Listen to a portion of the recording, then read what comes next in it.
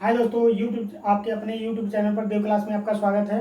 आज आप लोगों को हम बताएंगे क्लास 10 से सेकंड चैप्टर फिजिक्स का लाए हैं दोस्तों आप लोगों के लिए गोलीय दर्पण पर प्रकाश का परावर्तन कैसे होता है। ठीक है दोस्तों, आज आप लोगों को हम बताएंगे गोलीय दर्पण पर प्रकाश का परावर्तन कैसे होता है। फर्स्ट चैप्टर में आप लोगों को हम परावर्तन के बारे में बता चुके हैं दोस्तों। ठीक है, समतल दर्पण पर हम प्रकाश का परावर्तन बता चुके हैं। आज का टॉपिक आपका है गोलीय दर्पण पर प्रकाश का परावर्तन क्या होता है। दोस्तों सबसे पहले हम बात कर लेते हैं गोलीय दर्पण होता क्या चीज है। ठीक है ना, गोलीय दर्पण के बारे में हम पहले बात करेंगे। गोलीय दर्पण क्या होता है। ठीक है दोस्तों, देखिए गोलीय दर्पण यहाँ पर हम इसका टॉपिक दे रखे हैं दोस्तों। इसके डेफिनेशन को हम जानते हैं, नोट कर लीजिएगा, उसके बाद आपको हम समझाते हैं दोस्तों।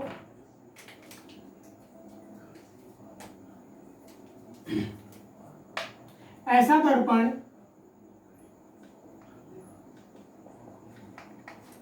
दर्पण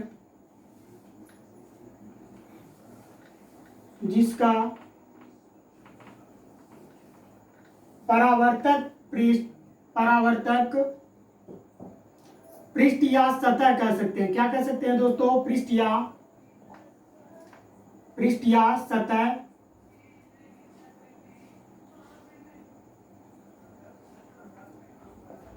गोलीय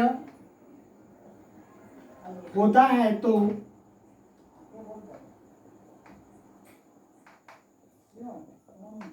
ऐसे दर्पण को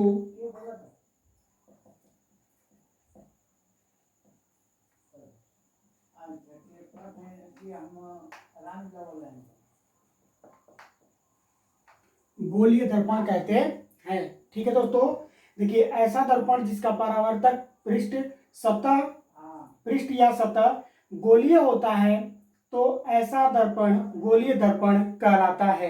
ठीक है दोस्तों, यहाँ पर जैसे अगर हम बात कर लेते हैं गोलीय दर्पण के बारे में, इसके यह दो प्रकार के होते हैं। एक अवतल दर्पण होता है और दूसरा जो होता है दोस्तों वो आपका उत्तल दर्पण होता है। ठीक है, दो प्रकार इसके होते हैं। There are two types of spherical mirror. ठीक है दोस्तों, गोलीय दर्पण जो होता है वो दो प्रकार का होता है।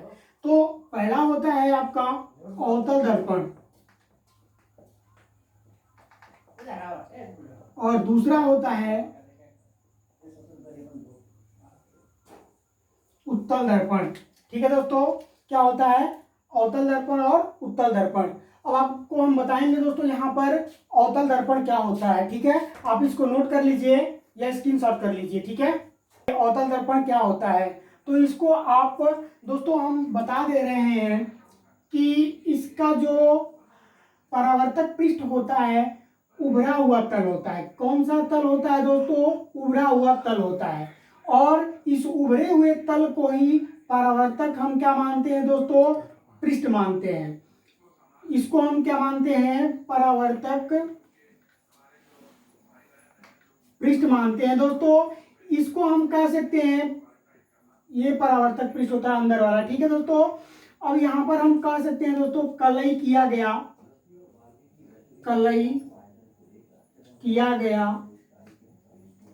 भाग। ठीक है दोस्तों, देखिए इसके ऊपर एक हम अभिलंब डाल देते हैं। जब इसके ऊपर प्रकाश किरणें पड़ती है तो पड़ने के पश्चात अभिलंब को छूते हुए वो क्या हो जाती है? परावर्तित हो जाती है। ठीक है दोस्तों, यहां से ये प्रकाश किरण आती है और इस बिंदु पर पड़ने के पश्चात क्या होती है? यह परावर्तित हो जाती है और परावर्तित होकर के अपने मार्गों को परिवर्तित कर लेती है। ठीक है दोस्तों, तो इस प्रकार के दर्पण को हम लोग क्या कहते हैं? अवतल दर्पण कहते हैं। ठीक है, अब इसको अगर डेफिनेशन इसका देना होगा तो आप डेफिनेशन कैसे दोगे दोस्तों? तो लिख लीजिए कि वह गोलीय दर्पण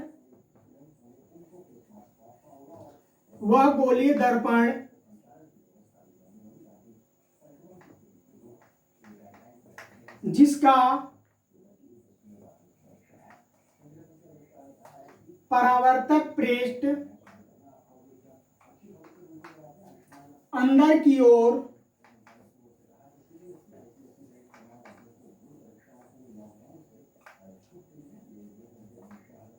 दबा रहता है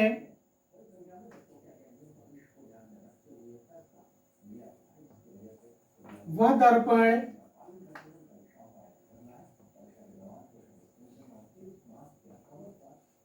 अवतल दर्पण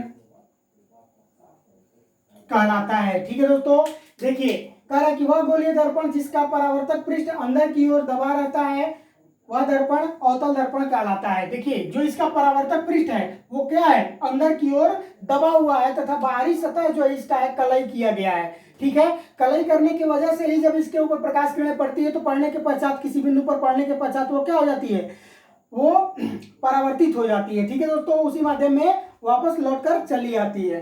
ठीक है, तो ये रहा आपका अवतल दर्पण। अब आपको हम बताएंगे दोस्तों उत्तल दर्पण के बारे में, इसको आप नोट कर लीजिए। ठीक है,